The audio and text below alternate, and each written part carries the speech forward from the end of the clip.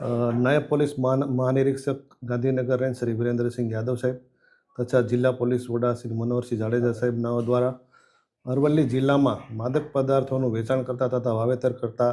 ઈસમો ઉપર કાયદેસરની કાર્યવાહી કરવા માટે સૂચના આપવામાં આવેલ, જે અનુસંધાને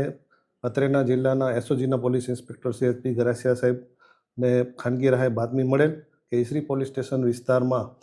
લાલપુર કણોલ ગામની સીમમાં એક વ્યક્તિ છે જેનું નામ રાજુભાઈ કાંતિભાઈ નાથ બાવા છે, જેમણે પોતાના ખેતરની અંદર કબજા ભોગવટાના ખેતરની અંદર ઘઉં તથા તુવેરની આડમાં ગાંજાના છોડનું વાવેતર કરેલ છે. જે અનુસંધાને તેઓએ એફએસએલની ટીમ, સરકારી પંચો, વિડીયોગ્રાફર સાથે એ જગ્યાએ રેડ કરેલી. રેડ દરમિયાન કુલ 83 જેટલા ગાંજાના છોડ મળી આવેલ છે, જે આશરે 8 કિલો અને 730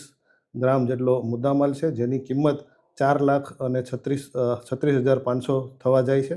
અને આ સમગ્ર કાર્યવાહી દરમિયાન ડ્રોન કેમેરાનો પણ ઉપયોગ કરવામાં આવેલ છે, ડ્રોન સર્વે પણ કરવામાં આવેલ છે. અને જે અનુસંધાને હાલ ઈસરી પોલીસ સ્ટેશન ખાતે એનડીપીએસ એક્ટ મુજબ ગુનો દાખલ કરેલ છે અને આ ગુનાની તપાસની કાર્યવાહી હાલ ચાલુમાં છે.